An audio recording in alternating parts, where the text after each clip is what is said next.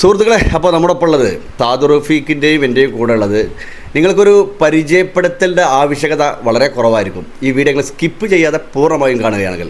നമുക്കറിയാം 2001 March 11 Pookkiparamba bus അപകടം, 44ഓളം ആളുകൾ മരണപ്പെട്ട നാട് നടുക്കിയ ആ ദുരന്തം. അന്ന് 2 ദിവസം മുമ്പ് റഫീഖ് ഇൻസ്റ്റയിൽ പുരാതന ശേഖരണത്തിൽ നിന്നും അദ്ദേഹത്തിൻ്റെ പത്രക്കെട്ടുകൾ താളുകളിൽ നിന്നും ഒരു ഫോട്ടോ കണ്ട്. അത് പൂക്കിപ്പറമ്പ് ബസ് ദുരന്തവുമായി ബന്ധപ്പെട്ടാണ്. അങ്ങനെ അദ്ദേഹം ആ വീഡിയോയിൽ റഫീഖ് പറഞ്ഞു വെക്കുന്നുണ്ട്, റാഷിദ് ദൈവദൂതനായി റാഷിദ് 10 പേരെ രക്ഷപ്പെടുത്തി, അപ്പോൾ അദ്ദേഹം ഇപ്പോൾ ഇവിടെ ആയിരിക്കുമെന്ന് വീഡിയോയിൽ പറയുകയുണ്ടായി. ആ വീഡിയോയിൽ തന്നെ കമൻറ്റിൽ ഒരുപാട് ആളുകൾ ചോദിച്ചിരുന്നു ആ രക്ഷകനായി എത്തിയ അദ്ദേഹം ആരാണെന്നൊക്കെ. അങ്ങനെ അതിൽ യാസീൻ എന്ന് പറയുന്ന ഒരാൾ ആ കമൻറ്റിൽ നമ്പർ ഇട്ടെടുത്തു. അപ്പോൾ അദ്ദേഹത്തെ നമുക്ക് കിട്ടിയിട്ടുണ്ട്. അത് നമ്മുടെ കൂടെ റഫീഖിൻ്റെ വീട്ടിൽ തന്നെ അദ്ദേഹത്തെ നമ്മൾ ക്ഷണിച്ച് എടുത്തിട്ടുണ്ട്. അപ്പോൾ അദ്ദേഹത്തെ അപകടങ്ങളെക്കുറിച്ചും അന്നുണ്ടായ, കാരണം 25 വർഷമാണല്ലോ അന്നത്തെ 25 വർഷം കഴിഞ്ഞ ആ ഒരു സംഭവത്തെക്കുറിച്ച് അദ്ദേഹം തന്നെ കാര്യങ്ങൾ വിശദീകരിക്കും. റാഷിദ് കാർ ഡ്രൈവറാണെന്ന് തോന്നുന്നു അല്ലേ? അതെ. അപ്പോൾ എങ്ങനെ ആ സംഭവങ്ങളൊക്കെ നടന്നതെന്ന് പുതിയ തലമുറകൾക്കൊക്കെ ഒന്ന് അറിയാൻ നന്നാവുന്നു. അത് 2001 മാർച്ച് 11 ഞങ്ങൾ എഡ്രിക്കോട് അമ്മായിൻ്റെ വീട്ടിൽ നിന്ന് കാറായിട്ട് എഡ്രിക്കോട് ഒരു കല്യാണത്തിന് പോയതാണ്. അങ്ങനെ കല്യാണത്തിന് പോയി തിരിച്ച് ഒരു 1:15 കണ്ടാണ് ഞങ്ങൾ ഈ പൂക്കിപ്പറമ്പ് ദുരന്തത്തിൻ്റെ ടൈം. കോയിച്ചനായി ഇറങ്ങി വരുന്ന സമയത്ത് പിന്നെ ഞങ്ങനെ കണ്ണാടിയുടെ കാണുകയാണ്, മിററിൽ കാണുകയാണ് ബാക്കിൽ ബസ് ഇങ്ങനെ ആഞ്ചി അങ്ങോട്ടും ഇങ്ങോട്ടും ഇങ്ങനെ പോകുന്നത്. അപ്പോൾ ആ ഷാഫ്റ്റ് കുത്തിയിട്ട് ഒന്ന് സൈഡ് എടുത്തിടും, പിന്നെ ഷാഫ്റ്റ് കുത്തി ഇങ്ങോട്ട് ഈ സൈഡ് എടുത്തിടും. ഈ ഷാഫ്റ്റ് കുത്തി റിട്ടേൺ അടിക്കുന്നത് ഇതിൽ ഡീസൽ ടാങ്കിക്കാണ്. ആ ഡീസൽ ടാങ്കിൽ ഹോൾ വന്നുകൊണ്ട് നിലത്ത് സ്പാർക്കായിട്ട് ബസ് മറിയുന്നതിൻ്റെ ഏകദേശം ആ ലെവലിലാണ് കത്തി തുടങ്ങുന്നത്. കാറിനോട് ചാരിയിട്ട് കാറിൻ്റെ സെൻട്രലാണ് വീണ്, ഏകദേശം തലൻ്റെ മുകളിൽ എന്ന് പറയാം കറക്റ്റ്. അതായത് ഡ്രൈവർ സീറ്റിൻ്റെ ഭാഗത്തേക്ക്, ഏകദേശം ഡ്രൈവർ സീറ്റിൻ്റെ സെൻറ്ററിൽ, കാരണം ആ ഫോട്ടോ ഇതിൽ നോക്കിയാൽ കാണാൻ പറ്റും. നേരെ കറക്റ്റ് ഇതിലുണ്ട് വീണിട്ട് പിന്നെ നിങ്ങൾ ക്രോസ് അടിച്ചാണ്. നമ്മൾ അംബാസഡർ കാർ ആയതുകൊണ്ട് മാത്രം അതിലുള്ള 11 പേര് രക്ഷപ്പെട്ടു. അംബാസഡർ കാർ ആയതുകൊണ്ട് രക്ഷപ്പെട്ടു. ഇപ്പോഴത്തെ വണ്ടികളൊക്കെയാണ് മറ്റേ ബോഡി വെയിറ്റ് ഇല്ലാത്ത വണ്ടിയൊക്കെ ആണെന്നുണ്ടെങ്കിൽ ആരും ബാക്കി ഉണ്ടാവില്ല അതിൽ. അപ്പം അദ്ദേഹം ഓടിച്ച കാറിൻ്റെ ഡ്രൈവർ, ആ ഡ്രൈവറെ അദ്ദേഹം 11 പേര് ആ കാറിലുണ്ടായിരുന്നുള്ളതാണ്. ആ 11 പേരും രക്ഷപ്പെടുത്തി ബാക്കി അദ്ദേഹം വിശദീകരിക്കും. അങ്ങനെ പിന്നെ ഞാൻ വണ്ടി ഇങ്ങനെ അങ്ങോട്ട് ആഞ്ചി വരുന്നത് കണ്ടപ്പോഴേ അമ്മായിൻ്റെ മോണ്ട അഹമ്മദ് കുട്ടിയാറിനെ, അമ്മായിൻ്റെ മകൻ, മൂത്ത മകന്. അപ്പോൾ അവരോട് ഞാൻ പറഞ്ഞു, ഇങ്ങനെ വണ്ടിക്ക് എന്തോ പ്രശ്നം ഉണ്ടോ, ലൈറ്റ് ഇട്ടാണ്ട് വണ്ടി ആഞ്ചി വരുന്നതായിരുന്നു. അതിൽ അമ്മായിൻ്റെ മോനെ സൈഡാക്കിയാൾ അതാണ്ട് ഓട്ടേക്ക് പോയിക്കോട്ടായിരുന്നു. പിന്നെ വണ്ടി കിടങ്ങൾ ഈ അടിച്ചിറക്കുകയാണ്. ഒരു സൈഡിലെ ടയർ 2 ഇറങ്ങിക്കണം. ആ ഇറക്കലും പിന്നെ ഞങ്ങൾ കറക്റ്റ് കണ്ട് കാറിൻ്റെ മേലേക്ക് വീണ്ടും കാറിനേറ്റിന് പോകുന്നത്. നേരെ ഞങ്ങളൊരു പക്ഷേ നേരെ മുന്നോട്ട് പോയിരുന്നെങ്കിൽ ഈ അപകടത്തിലൊന്നും പെടില്ലായിരുന്നു. അത് നിർഭാഗ്യവശമായതെന്ന് പറയുമ്പോൾ കൂടുതലും 40 ആളുകളാണ് അതിൽ മരണപ്പെട്ടത്. സ്പോട്ടിൽ 40 മരിച്ചു. നമ്മളിങ്ങനെ നിന്നിട്ട് കാണുന്ന തലവട്ടി പൊട്ടിത്തെറിക്കണതും പിന്നെ മനുഷ്യൻ്റെ ഇറച്ചി കത്തുന്ന ഒരു ഗന്ധം ഉണ്ടല്ലോ. അല്ല, ആ സമയത്ത് ആ കാഴ്ച, ഭയാനമായ കാഴ്ച, നിങ്ങളൊരു മാനസികാവസ്ഥ എന്തായിരുന്നു? ശരിക്കൊരു മാനസികം എന്താണ്, ഒരു വെള്ളം പോലും കുടിക്കാൻ പറ്റാത്ത രീതിയിലുള്ള നമ്മളെ അവസ്ഥയായിരുന്നു. കാരണം ഈ സൈഡിൽ നിന്ന് കത്തുന്ന ഒരു ബസ് ആ സൈഡിലുള്ള തെങ്ങൊക്കെ കത്തിപ്പോയിട്ടുണ്ടായി. ഇത്രയും ഹൈറ്റിലാണ് അത് കത്തിപ്പോകുന്നത്. അപ്പോൾ സത്യത്തിൽ അതിൽ നിന്ന് അന്ന് രക്ഷപ്പെടുത്തുക പറഞ്ഞാൽ അതിൽ കയറിയിട്ട് ആരും രക്ഷപ്പെടുത്തിയിട്ടുണ്ടാവില്ല. കാരണം ആ തീൻ്റെ അടുത്ത് ആരും എടുക്കാൻ കഴിയും. ഏകദേശം എത്ര ആളുണ്ടാവും ബസ്സിൽ അന്ന്? ബസ്സിൽ എന്തായാലും ഒരു 80ൻ്റെ അടുത്ത്, 44 ആൾ മരിച്ചു. അതിൽ 80ൻ്റെ അടുത്തുണ്ടാവുന്നത് സ്ത്രീകൾ കൂടുതൽ രക്ഷപ്പെട്ടു. ബസ്സിൻ്റെ ഫ്രണ്ട് ഭാഗമായതുകൊണ്ട് അവർക്ക് നേരെ ഇറങ്ങാൻ പറ്റി. സെൻറ്ററിൽ നിന്ന് അങ്ങോട്ടുള്ളവരൊക്കെയാണ് ഈ മരണപ്പെട്ടത്. കാരണം അവർക്ക് ഇറങ്ങാൻ പറ്റില്ല. ഈ ബസ്സിന്റെ അവിടത്തെ ശേഷമാണ് ഇവിടെ ഈ മറ്റേ എമർജൻസി ഡോർ ഇവിടെ കൊടുത്തിട്ടുള്ളത്. കേരളത്തിൽ പൂക്കിപ്പറമ്പ് ദുരന്തത്തിന് ശേഷമാണ് എമർജൻസി ഡോർ വന്നിട്ടുള്ളത്. പിന്നെ ഈ വിൻഡോന്റെ സൈഡിൽ 2 കമ്പി ഉണ്ടായിരുന്നു സെൻറ്ററിൽ. ഈ കുട്ടികൾ കൊഴിഞ്ഞാടിയിട്ട്, മുമ്പാരെ കുട്ടി കൊഴിഞ്ഞാടിയിട്ട് നിർബന്ധമാക്കിയതാണ്. അത് എടുത്ത് കളഞ്ഞതും ഇതിന് ശേഷമായിരുന്നു. ഇതിപ്പോൾ കേരളത്തിൽ ഒന്നാമത്തെ 46 ആണെന്ന് എൻ്റെ വിശ്വാസം. 46 ഇതിൻ്റെ മുന്നേ വായിച്ചിട്ടുണ്ട്. രണ്ടാമത്തെ ഏറ്റവും വലിയ ദുരന്തം അതാണ്. റോഡ് അപകടത്തിലെ ഏറ്റവും വലിയ ദുരന്തം അത് പൂക്കിപ്പറമ്പ് ദുരന്തം. പിന്നെ നിങ്ങൾ ഇപ്പോൾ നഴ്സറിയിലാണ് ജോലി ചെയ്യുന്നത് അല്ലേ? ഇപ്പം അന്ന് 10 പേരെ ജീവൻ രക്ഷിച്ച ആൾ ഇന്ന് പൂക്കളെ പരിപാലിക്കണേ. അതെ, രണ്ടും ജീവനെ രക്ഷിക്കുന്ന പരിപാടികളാണ് അല്ലേ? എന്താ പരിപാടി പറഞ്ഞ് ഇപ്പോൾ ഒരു നഴ്സറിയിൽ തൈകൾ ഉൽപ്പാദിപ്പിക്കുന്ന സെക്ഷന് കൺട്രോൾ ചെയ്യാണ്. അന്ന് ആ സമയത്ത് ഗൾഫിലായിരുന്നില്ല? ഇല്ല, അന്ന് എനിക്ക് 20 വയസ്സായിട്ടുള്ളൂ. ഫോട്ടോയിൽ നമുക്ക് കാണുന്നുണ്ടല്ലോ, ചെറുപ്രായമല്ല. ഇപ്പൊ അന്ന് രക്ഷപ്പെടുത്തിയ അന്നത്തെ ആളുകളൊക്കെ ഓർമ്മ ഉണ്ടോ? ഞങ്ങൾ കഴിഞ്ഞൊരു 3 വർഷം മുന്നേ മീഡിയ കൊണ്ട് അവരെ വീട്ടിൽ കൊണ്ടുപോയിട്ട് ഒരു ഇന്റർവ്യൂ നടത്തിയിരുന്നു. ഇപ്പൊ അന്നത്തെ കുട്ടി എന്നിപ്പോ ഏതൊരു 10-20 ഒരുപാട് വയസ്സൊക്കെ അന്ന് 25 വയസ്സ് ഈ കുട്ടാണ്. റഫീ കണ്ടിരുന്നോ ആരെങ്കിലും? ഇല്ല, ഞാൻ ആദ്യമായിട്ട് ഈ കുട്ടി ഇപ്പൊ ഈ പത്രത്തിൽ നമ്മൾ കാണുന്ന ഈ കുട്ടിയെ അന്വേഷിച്ചിരുന്നോ? അറിയോ എന്താണെന്നുള്ളത്? ഞാൻ അതിൽ ചോദിച്ചിരുന്നു. അപ്പൊ ആൾ അധ്യാപകനാണെന്ന് പറയാൻ അറിഞ്ഞത്. അധ്യാപകനാ? ഈ കുട്ടി ഇപ്പൊ അധ്യാപകനായിരുന്നു കേട്ടത്. ഈ കുട്ടിന്റെ അമ്മ മുമ്പിലായിരുന്നിരുന്നത്. ഇതിന്റെ അപ്പ അഷ്റഫ് എന്ന് പറഞ്ഞ ആള് സെൻട്രലിൽ ഇരിക്കുകയാണ്. ഏതായാലും ഒരു വയസ്സ് ഇപ്പോ ഏകദേശം 25 കൊല്ലായില്ലേ? അപ്പോ 26 വയസ്സായി. ഇപ്പൊ മാഷൊക്കെയാണെന്ന് അറിയാൻ കഴിയും. പിന്നെ അവരെ എന്റെ ഉപ്പ എറിഞ്ഞു കൊടുത്താണ് മുന്നിലോട്ട്. അതായത് ബസ്സിൽ ഇവര് കത്തിന്ന് ഉറപ്പിച്ച് ഇവര് മരിക്കുന്നുള്ള പൂർണ്ണ ഈ അഷറഫ് പറഞ്ഞ ആള് മരിക്കുന്നുള്ള ഘട്ടം വന്നപ്പോൾ കുഞ്ഞിനെ എറിഞ്ഞു. കാരണം മുന്നേക്ക് പോരാൻ വയ്യ, മുമ്പിലൊക്കെ ആള് നിറഞ്ഞിരിക്കായിരിക്കാരം, അങ്ങോട്ട് പാസ് ചെയ്യാൻ വയ്യ. അതിലും മുകളിലൂടെ എറിഞ്ഞിട്ട് അങ്ങനെ കുട്ടീൻ്റെ പിന്നെ 2 കാല് ഒടിഞ്ഞതാണ്.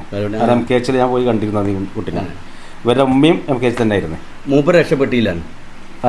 അവര് തേഞ്ഞിപ്പലത്ത് നേരത്തെ മരിച്ചെന്ന് ഞാൻ വായിച്ചത്. അന്ന് കൊണ്ടുപോകണം മെഡിക്കൽ കോളേജ് കൊണ്ടുപോകല്ലേ.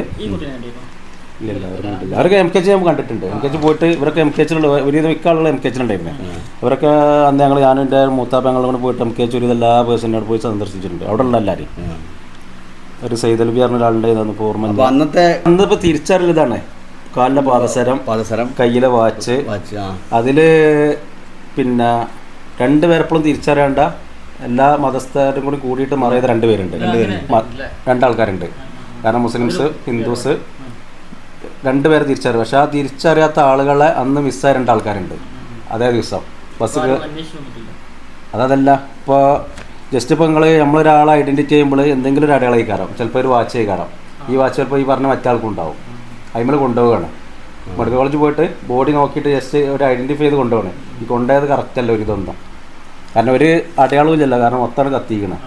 ചെറിയ എന്തെങ്കിലും ഒരു വാച്ചോ അല്ലെങ്കിൽ ഈ ലേഡീസ് ആണെങ്കിൽ ചെയിന് പിന്നെ ഇങ്ങനത്തെ പൽസാരം അങ്ങനത്തെ ഒക്കെ ഉണ്ടാവും. ആണുങ്ങൾക്കൊന്നുമില്ല. അങ്ങനെ ഈ 2 പേര് 2 ഉസ്താദന്മാരെന്ന് വളാഞ്ചേരിയിൽ നിന്ന് ബസ് കയറിയ കണ്ട ആളുകളുണ്ട്. വളാഞ്ചേരി തന്നെ ഒരു വിശ്വാസം. പക്ഷെ അവരെ ഇതിലേക്ക് കിട്ടിയിട്ടില്ല. ഇല്ല, ഇറങ്ങിയതല്ല. ഇതിലുണ്ട് ആളുണ്ട്. ഓരോന്നെങ്കിൽ മാറിപ്പോയിണ്ടാവും, വേറെ ആളുകൾ എടുത്തുകൊണ്ടുണ്ടാവും. ബോഡിയിൽ ഐഡൻറ്റിഫൈ ചെയ്യുന്നത് ജസ്റ്റ് ഒരാൾ ഐഡൻറ്റിഫൈ എന്തെങ്കിലും ഒരു അടയാളം വെച്ചിട്ടാണ്. അത് കറക്റ്റ് ആയിക്കൊള്ളുന്നില്ല. ഞാൻ ഇവിടുന്ന് ഇവിടേക്ക് പോയിട്ട് ഞാൻ ഇവിടുത്തെ റൈമും കൂടി മലമ്പുഴ ആയിരുന്നു. ശരിക്കും കാണാൻ വേണ്ടി പോകുന്നത് വെക്കുമ്പോൾ പോകുമ്പോൾ ഏകദേശം ഇത് കഴിഞ്ഞ് ഒരു 10 മിനിറ്റ് തന്നെ സാർ. പക്ഷേ എനിക്ക് അന്നത്തെ ഈ കരിഞ്ഞ മാംസത്തിൻ്റെ ഗന്ധവും ഇതൊക്കെ ഉണ്ട്. എനിക്ക് 2 ദിവസത്തോളം എനിക്ക് സത്യത്തിൽ ഭക്ഷണം കഴിക്കാൻ കഴിഞ്ഞില്ല. അത്രയും പാരം. അപ്പോൾ അതിൽ നിന്ന് അതിൻ്റെ ഏറ്റവും അടുത്തിരിക്കുന്ന മൂപ്പരവസ്ഥ. നമ്മുടെ നാട്ടിലൊരു കല്യാണം ഉണ്ടായിരുന്നു. അവരാണ് അത് മാട്ര മുജീബിന്റെ എന്ന് തോന്നുന്നു അല്ലേ? അവരുടെ വീഡിയോ ക്യാമറയിലാണ് വീഡിയോ അല്ലേ ഇത് പകർത്തിയത്. അങ്ങനെ ഇത് ചാനലുകളൊക്കെ എത്തുന്നതും. ചാനലൊന്നുമില്ല. അന്ന് പേപ്പറിൽ ഈ മനോരമയ്ക്ക് കിട്ടിയത് ഇവരെ കൊടുത്തതാണ്. കല്യാണ വീഡിയോ ബാക്കിൽ പുറകിൽ വന്ന് അവരെടുത്തതാണ്. ഇതിലിപ്പോൾ ഞങ്ങൾ കാറിൻ്റെ ഇത് പറയണമെങ്കിൽ ഇപ്പോൾ ഈ ഒരു ഡോർ മാത്രമേ ഓപ്പൺ ആയുള്ളൂ. കാറിൻ്റെ ഡോർ ലോക്കാണ്. ഇത് അമ്പിയിട്ട് ഇത് ഓപ്പണായി കിട്ടിയിട്ടില്ല. അല്ല, അമ്മത് കുട്ടിയാണ് അമ്മായിൻ്റെ അവന് ഫസ്റ്റ് ഇറങ്ങിയത്. അവന് കുട്ടികളൊക്കെ ഇറക്കി. മുമ്പിലേന്ന് കുട്ടികളൊക്കെ ഇറങ്ങിയത് അവരിറക്കി. പിന്നെ അമ്മായിൻ്റെ അവനെ ഇവിടുന്ന് ഈ വലിച്ചെടുക്കണം ഓരോരുത്തർ പുറകെയുള്ളവർ. ഇവർ ശരിക്കും കണ്ട് സീറ്റിൻ്റെ അടിയിൽ കണ്ട് കുഞ്ഞിരുന്നിരുന്നേ. അപ്പോൾ അമ്മ കുട്ടി പറഞ്ഞാൽ അവർ വലിച്ചൊക്കെ എടുത്ത് ഈ ഡോറ് അവരെ വൈഫ് ഇതിൻ്റെ ഉള്ളിലാണ്. ഈ ബസ്സിൻ്റെ ഇതിൻ്റെ ഗ്യാപ്പ് ഉണ്ടല്ലോ, ഇത്രയും അവിടെ കുനിഞ്ഞിട്ട് ഉള്ളിലേക്കാണ് പോയിരുന്നത്. ഒരു നിലക്കും കിട്ടണില്ല.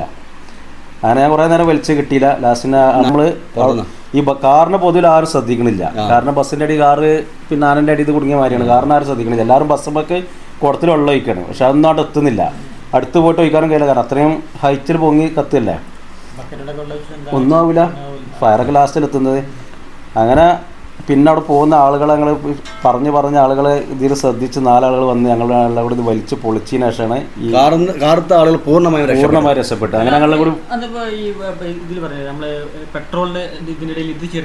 പറയപ്പെടുന്നത് പിന്നെ ഒരു 10% മണ്ണെണ്ണ ചേർക്കുന്നു. മണ്ണെണ്ണ ചേർത്ത് കഴിഞ്ഞാൽ പുള്ളിങ് കൂടുന്നതാണ്. ബസ്സിനൊക്കെ ആളുകൾ ചേർക്കലുണ്ടെന്ന് പറയപ്പെടുന്നുണ്ട്. എന്താ സത്യാവസ്ഥ അറിയില്ല. അങ്ങനെ ആ മണ്ണെണ്ണ ചേർക്കുമ്പോൾ ഇതിൻ്റെ പിന്നെ ഇതും കൂടും, പ്രഷർ കാര്യങ്ങളൊക്കെ കൂടിയിട്ട് സ്പീഡ് കൂടും. ഇതിൻ്റെ സ്പാർക്കിൽ പെട്ടെന്ന് തീപ്പൊരി വരും, പെട്ടെന്ന് കത്തും, പെട്ടെന്ന് സ്പാർക്ക് പിടിക്കും, ചൂടാവില്ല, പെട്ടെന്ന് നല്ല ഹീറ്റ് ആയി. കാരണം എത്ര ഡിഗ്രി സെൽഷ്യസ് അതിൻ്റെ അന്ന് പറഞ്ഞത് പേപ്പറിൽ തന്നെ ഉണ്ടായിരുന്നു. ഇതിൻ്റെ പിന്നെ റണ്ണിങ്ങിൽ ഡീസലിന് ഹീറ്റ് കൂടുതലായിക്കാറും പെട്ടെന്ന് സ്പാർക്ക് അടിക്കാനുള്ള ചാൻസ് ഉള്ളതാണെന്ന് പറഞ്ഞത്. പിന്നെ അന്നിപ്പോൾ നമ്മൾ നാട്ടിൽ നിന്ന് നമ്മൾ റിലേഷൻ അങ്ങനെ ഒരു SIനോട് സംസാരിക്കുകയാണ്. അപ്പോൾ SIനോട് പറഞ്ഞ് പിന്നെന്താണ് കാറിലുള്ളവരൊക്കെ രക്ഷപ്പെട്ടില്ല, എല്ലാവരും രക്ഷപ്പെട്ട് ഭാഗ്യം എന്ന് പറഞ്ഞു. എസ് ആറിന് ആര് പറഞ്ഞ് ഡ്രൈവറൊപ്പം പോയ മെഡിക്കൽ കോളേജ് കാണാൻ ജീവനോടെ, ബാക്കി ഒരെണ്ണത്തിന് ബാക്കിയില്ല കാരണം അതാണ് സ്ഥിതി. അന്ന് വണ്ടി ബസ് കണ്ടാല് അതെ. പിന്നെ അങ്ങനെ എസ് ഐനെ അറിയാം, ഞാനെടുത്ത് നിന്നൊരു കൈ എടുത്തിട്ടത് കാരണം അത് എന്താ ഇതിനെ പൊട്ടി തെറിച്ച് അല്ലെങ്കിൽ വേർപ്പെട്ട് വന്നതിനോന്ന് നമ്മൾ അറിയില്ല, ഞങ്ങൾ പോയിന് ശേഷമുള്ളതാണ്. ആ സ്പോട്ടിൽ കാണാത്ത എല്ലാവരും കാറിൽ മുഴുവൻ ആൾക്കാർ മരിച്ചു. എൻ്റെ നാട്ടിലൊക്കെ മരിച്ചെന്നായിരുന്നു അറിയില്ലേ, ഞാൻ നാട്ടിലെത്തിയോ മരിച്ചു എന്നുള്ള ലെവലിലാണ് നാട്ടിലൊക്കെ എത്തിയത്. കാരണം അന്ന് ഇന്നത്തെ സോഷ്യൽ മീഡിയ ഇല്ല, ഇതിൻ്റെ വീഡിയോസ് നാട്ടിൽ എത്തിയിട്ടില്ല. ആളുകൾ കാർ കണ്ടവർ മരിച്ചു എന്നാണ്, ഇതിൽ വണ്ടിയുള്ള ഒരാളൊഴികെ മരിച്ചു എന്ന് പറഞ്ഞത്. അല്ലെങ്കിൽ ഇതെല്ലാം കഴിഞ്ഞ് നാട്ടിലെത്തി നിങ്ങൾ 10 പേരെ രക്ഷപ്പെടുത്തിനെ കൊണ്ട് നാട്ടുകാരെ ഒരു ഇതെന്തായിരുന്നു, നിങ്ങളുടെ നാട്ടിലൊരു ഹീറോ ആയിരുന്നല്ലോ. കുറച്ചു കാലം നമ്മൾ കയറാനല്ലേ, കുറച്ചു കാലം ഇത് കഴിഞ്ഞ് 14-ാം തീയതി വീണ്ടും നമ്മൾ ഫോട്ടോ വരണ കഴിഞ്ഞ് മനോരമ ചന്ദ്രികയിൽ വരുന്ന എല്ലാ പേപ്പറിലും ഫോട്ടോസ് മനോരമ നമ്മള് സത്യത്തിൽ നിങ്ങൾ ആ സമയത്ത് അത് എത്തിക്കാൻ കഴിഞ്ഞോണ്ടല്ലോ അത്രയും പേര് എന്നേക്കാൾ രക്ഷപ്പെടുത്തിയ ആള് അഹമ്മദ് കുട്ടി പറഞ്ഞ ആള്, ഈ കാണുന്ന ഫോട്ടോ കാണുന്ന ആള്. ഇവരന്ന് ഞാനും ശരിക്കും ഒരു ശിശുവാണെന്ന് അറിയാം, 20 വയസ്സുള്ളൂ. ഇവർ പക്കതുള്ള ഒരാളാണ്, ആ ഒരു മാറ്റമൊന്നും ഉണ്ടാവില്ല. അപ്പോൾ പൂക്കിപ്പറമ്പ് 25 വർഷം കഴിഞ്ഞു ഈ ഒരു അപകടം നടന്നിട്ട്. ഇന്ന് ഇദ്ദേഹം നമ്മുടെ ഒപ്പം എത്താനുള്ള ഒരു സാഹചര്യം നമ്മൾ പറഞ്ഞു. നമ്മളെ റഫീഖിൻ്റെ ഇൻസ്റ്റയിൽ അദ്ദേഹം റഫീഖ് പറയുന്നുണ്ട് അതിൽ ഇദ്ദേഹം ഇപ്പോൾ എവിടെയായിരിക്കും ഈ റാഷിദ് എന്ന നിലയ്ക്ക്. അതായത് 10 ആളുകളെ രക്ഷപ്പെടുത്തിയതുള്ള പത്രത്തിലെ ഈ തലക്കെട്ട് കണ്ടപ്പോൾ റഫീഖ് പറഞ്ഞു വെക്കുന്നുണ്ട്. അങ്ങനെ അദ്ദേഹത്തെ തേടിയെത്തി നമ്മളിപ്പോൾ നമ്മളെ റഫീഖിൻ്റെ വീട്ടിൽ തന്നെ അദ്ദേഹം എത്തി. അദ്ദേഹത്തെ അന്നത്തെ ആ സംഭവങ്ങളെ കുറിച്ച്